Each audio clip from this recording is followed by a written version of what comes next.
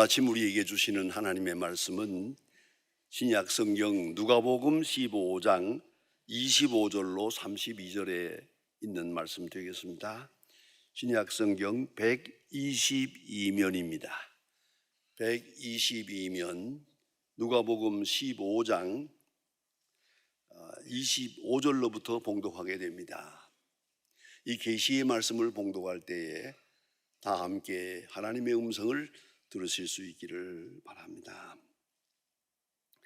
맏 아들은 밭에 있다가 돌아와 집에 가까이 왔을 때에 풍악과 춤추는 소리를 듣고 한 종을 불러 이 무슨 일인가 물은데 대답하되 당신의 동생이 돌아왔음에 당신의 아버지가 건강한 그를 다시 맞아들이게 됨으로 인하여 살찐 송아지를 잡았나이다 하니 그가 노하여 들어가고자 하지 아니하기를 아버지가 나와서 구원한데 아버지께 대답하여 이르되 내가 여러 해 아버지를 섬겨 명을 어김이 없거늘 내게는 염소 새끼라도 주어 나와 내 벗으로 즐기게 한 일이 없더니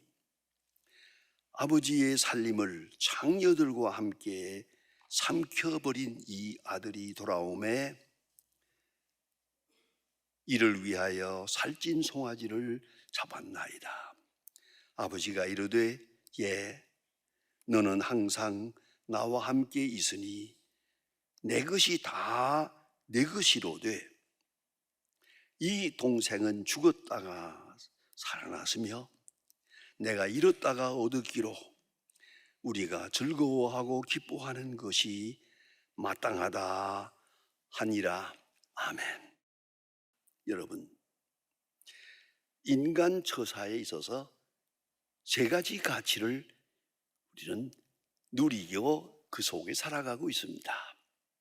첫째가 창조적 가치입니다. 다시 말하면 하나님께로부터 주어진 바입니다. 이건 given grace입니다. 하나님께서부터 주시는 겁니다. 건강, 수명, 어떤 의미에서는 재산, 우리의 능력, 한계가 있습니다. 하나님께로부터 주어진 한계, 그 한계 있다는 걸 잊지 말아야 합니다.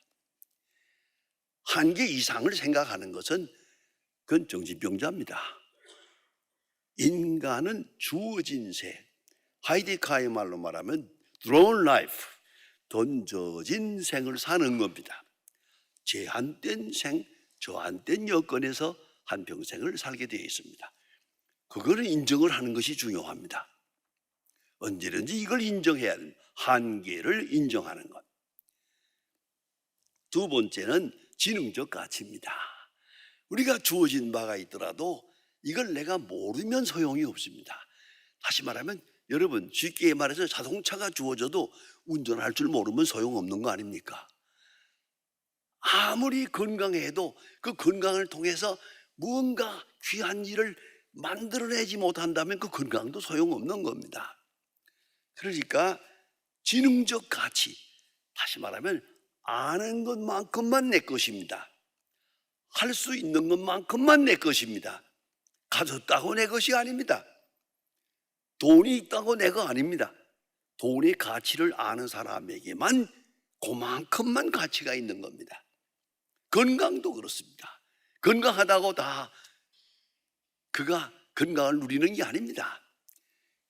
건강 안에 있는 한계, 그걸 알고 그 안에서 살아가는 거, 안다는 게 중요합니다. 그리고 그것을 통해서 더 큰 것을 생산해 나갈 수 있는 능력, 이게 중요합니다. 세 번째는 태도적 가치입니다. 똑같은 여건, 똑같은 지능이지만은 어떤 자세로 사느냐가 다릅니다. 주어진 운명 속에서 삶의 자세, attitude, 삶의 자세가 그 사람의 성공과 실패를 결정하게 됩니다. 오늘 본문에 나타난 이야기는 여러분이 너무나도 잘 아는 말씀이기도 합니다. 많은 말씀을 듣습니다. 누가복음 15장 탕자의 얘기 잘 합니다. 탕자가 집을 나갑니다. 이건 있을 수 없는 일이지만 그 모든 권유를 물리치고 재산을 모아가지고 심지어는 아버지의 유산을, 돌아가실 때 자기에게 돌아올 유산을 미리 달라고 합니다. 미리.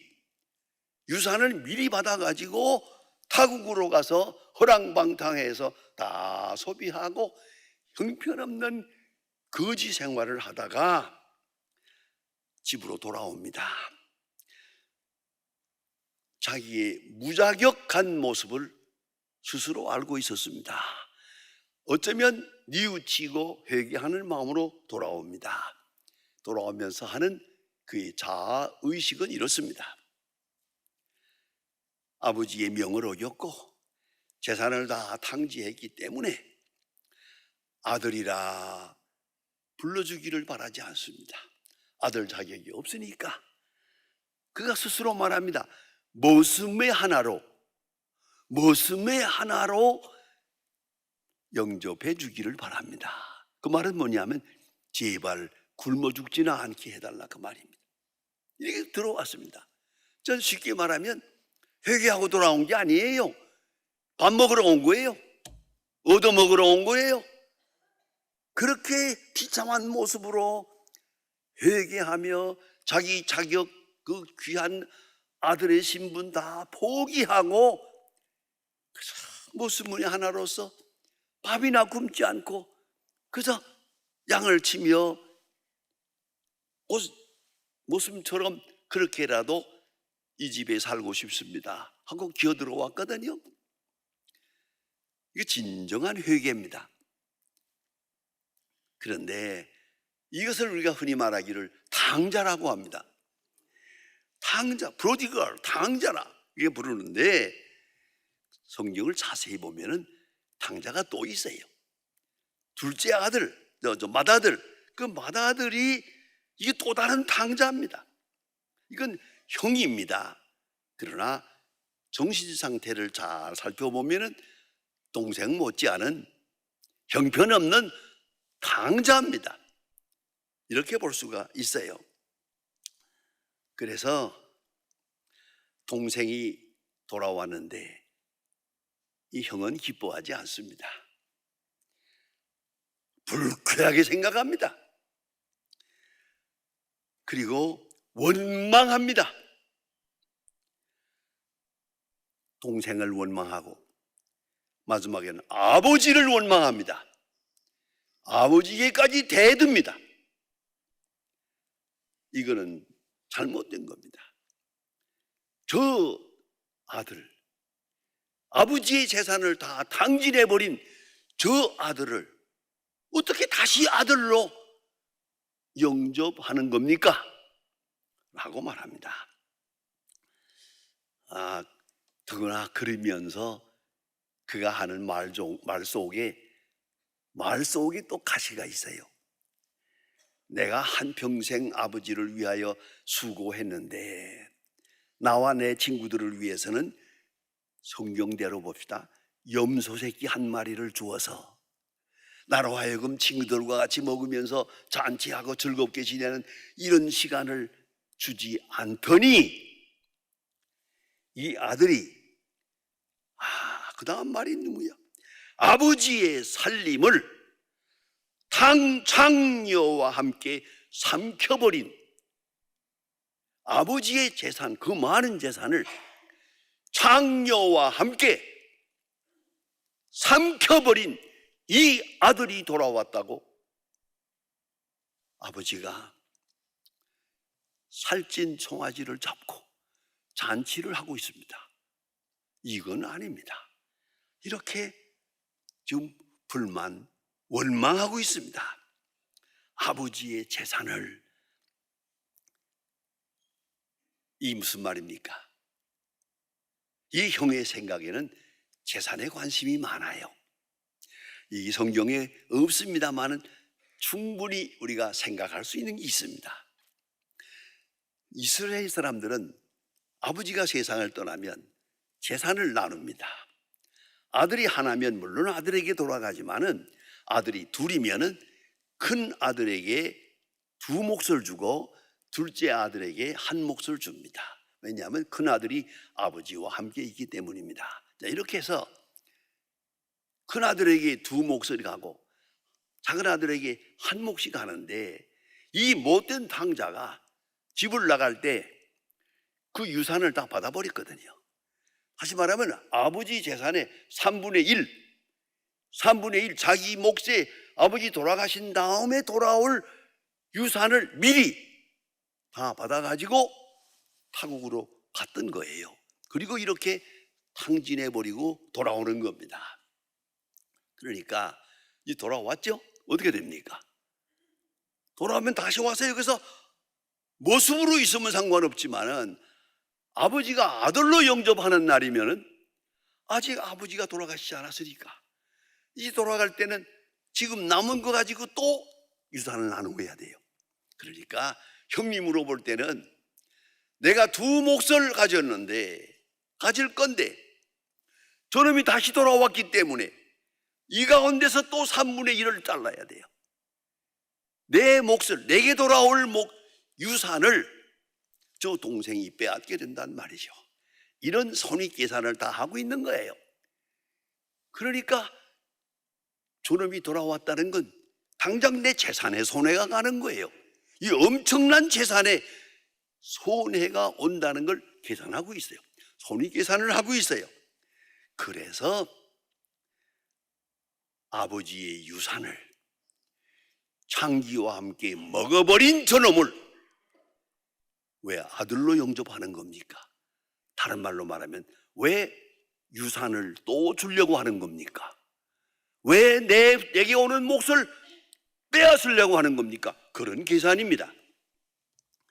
그래서 깊이 원망합니다. 내 유산을 다시 나누게 될 것이라고 그는 생각하기 때문에 유산에, 재산에 관심이 있습니다. 결국 그는 동생을 잃어버리고 사랑도 잃어버립니다. 이 탕자는 아버지를 잃었습니다. 왜? 아버지의 마음을 잃었으니까. 아버지의 깊은 사랑, 아버지의 그 넓은 아버지됨을, 그 큰 사랑을 완전히 부정하는 아버지를 잃어버린 사랑이에요. 그리고 자기 자신을 잃어버리게 됩니다. 그리고 하나밖에 없는 동생도 또 잃어버렸습니다. 그래서 성경에 보면 노하여 그랬습니다. 분노해서 그 잔치하는데 나 안 간다 이렇게 된 거란 말이에요. 아버지가 이 아들을 붙들고 사정을 합니다. 야, 무슨 소리냐? 네 동생은 죽었다 살았고 잃었다 얻었느니라. 죽었다 살았고 잃었다 얻었. 다시 말하면 생명 문제, 살아있다고 하는 이 하나, 여기에 관심을 두고 있어요. 살았으니, 내 동생이 살아왔으니 이것 가지고 잔치할 만한 일이 아니겠냐, 이렇게 생각합니다. 아버지의 마음은 다릅니다. 죽었다 살았고 잃었다 얻었느니라. 그런 거로 우리가 기뻐하고 잔치하는 것이 마땅하지 않느냐? 그런데 이 마땅한 사실이 이 형에겐 마땅하지 않습니다. 여기에 문제가 있는 겁니다. 형은 물질을 사랑했습니다. 자기에게 돌아올 유산을 먼저 생각했습니다. 이기심에 사로잡혀서 고귀한 상자의 특권마저 상실하게 됩니다. 여러분, 은혜를 떠나면 율법에 매이고 율법에 매이면 나 자신도 율법의 노예가 되는 겁니다. 이 사람, 이 형의 말 잘못된 말가 없습니다. 단 은혜가 없을 뿐입니다. 마땅한 얘기입니다. 형 말이 똑똑한 얘기입니다. 이치에 맞는 얘기이기도 하고 요새 말로 말하면 법적으로도 옳은 얘기입니다. 그러나 그 속에 은혜가 없습니다. 사랑이 없습니다. 긍휼이 없습니다. 하나님께 대한 믿음이 없습니다. 이걸 잊지 말아야 합니다. 여러분, 그런 말 아십니까? 혹 부부싸움을 해보세요. 언제든지 부부싸움을 하게 될 때 주고받는 말은, 상대방의 말은 다 맞는 말입니다. 똑바른 얘기입니다. 틀린 얘기 없어요. 그걸 틀리지 않았다고 하는 말을 열심히 하고 있는데 안다니까 틀리지 않았다는 거. 그런데 사랑이 없어요. 이걸 알아야 돼요. 잔소리라는 게 있죠. 잔소리. 아이들이 싫어하고 남편도 싫어하고 아내도 싫어. 잔소리는 다 옳은 말이에요. 틀린 말은 한마디도 없어요. 그런데 사랑이 없어요. 이게 문제라는 거예요. 율법은 옳은 말이에요. 100% 옳은 말이에요. 그러나 그 속에 은혜가 없어요. 이걸 잊지 말아야 합니다. 이 형이 하는 말 아무리 봐도 100% 옳은 말입니다. 그러나 형의 마음 속에는 사랑이 없어요. 은혜가 없어요. 하나님께 대한, 아버지께 대한 감사하는 마음도 없어요. 이것이 문제란 말입니다. 그러니까 은혜를 떠나면 모든 의의는 다 무너집니다. 옳다고 옳은 게 아닙니다. 사랑이 있어야 됩니다. 사랑 없는 말, 사랑 없는 행동, 사랑 없는 모든 사건은 다 율법주의에 빠지고 마침내 스스로의 함정에 빠져들고만 맙니다. 꼭 잊지 말아야 합니다. 오늘 형의 말 아무리 읽어봐도 마음에 쏙 들어요. 옳는 말이에요. 그런데 사랑이 없어요. 아버지에 대한 믿음이 없어요. 하나님에 대한 거룩한 사랑에 대한 고백도 없어요. 거기에 문제가 있다는 말입니다. 어떤 어린아이가 아주 똑똑했는데 어머니가 종종 심부름을 시켰어요. 가게 가서 뭐 좀 사와라. 심부름을 갔다 올 때마다 아까 수고했다고 그래가지고 얼마 돈을 줬어요. 1,000원도 주고 2,000원도 주고 했더니 언젠가 갔다 와서 심부름 갔다 왔는데 돈을 안 주니까 엄마 왜 돈 안 줘? 따지는 거예요. 내가 심부름 했으면 돈 줘야 되잖아. 그러니까 여기 앉아라. 내가 오늘 너한테 밥을 줬는데 너 나한테 돈 줬냐? 내가 너를 낳아주었는데 내가 나에게 돈을 줬냐? 내가 한테 이거 옷을 다 내가 만들어서 입혀줬는데 너 나한테 돈 줬냐? 이걸 잊지 말아야 합니다. 내가 네게 준 건 전부 공짜다. 공짜. 그 공짜가 은혜예요. 이걸 잊지 말아야 합니다. 공짜 속에 내가 있어요. 그 은혜 속에 내가 있는 거지. 내가 뭘 조그만 걸 가지고 이만큼 선한 일을 했는데 왜 보상이 없느냐? 내가 좋은 일을 했는데 왜 상급을 안 줄까? 하나님은 왜 내게 축복해? 말 조심하세요. 그거 아니에요. 이걸 잊지 말아야 합니다. 형은 율법적 관계예요. 아버지는 오직 은혜적 관계로 문제를 풀어가고 있습니다. 그리고 형은 이렇게 자기 중심, 물질 중심, 자기에게 돌아오는 유산 이런 거 생각하며 율법적으로 똑똑한 척하지만은 결국은 스스로 자기가 노예가 되고 있는 겁니다. 노예화되고 있고 보수를 바라는 하나의 소인배가 되고 맙니다. 소중한 이 집 장자의 그 높은 명예와 그 특권을 버리고 하나의 모습으로 전락하는 일이 됩니다. 여러분, 은혜가 없으면 그렇습니다. 아무리 똑똑하고 아무리 큰 일을 한다 하더라도 그 속에 은혜와 긍휼이 없고 사랑이 없다면, 아니 하나님께 대한 믿음이 없다면 아무 소용없는 겁니다. 어떤 감동도 있을 수가 없습니다. 오직 은혜만이 사람을 감동시키고 구원의 역사를 이룬다는 것을 잊지 말아야 합니다. 아버지가 이 아들을 보고 하는 말 참 절절합니다. 다 내 것인데, 다 내 것인데 이제 와서 잔치를 안 해주었다, 뭘 안 해주었다 말았다, 그런 계산을 해야 되겠냐? 이건 다 내 것인데, 내 것은 다 내 것인데. 여러분, 그런 생각 해보셨어요? 하나님의 것은 다 내 것입니다. 내 것은 다 하나님의 것입니다. 하나님의 역사 아닌 것이 없어요. 하나님의 지혜 아닌 것이 없어요. 하나님의 능력 아닌 것이 없어요. 전부 하나님의 은혜요.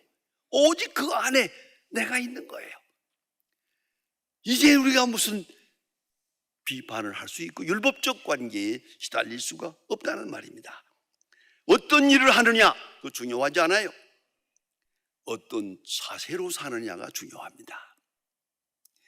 누구하고 사느냐고 묻지 마세요. 얼마나 은혜로 받아들이고 있느냐, 그것이 중요합니다. 율법과 은혜, 이 긴장 관계 속에서 우리가 모든 것이 은혜란 은혜적 세계관, 은혜적 가치관을 갖고 살아야 합니다. 사도 바울은 유명한 하나님의 종이 아닙니까?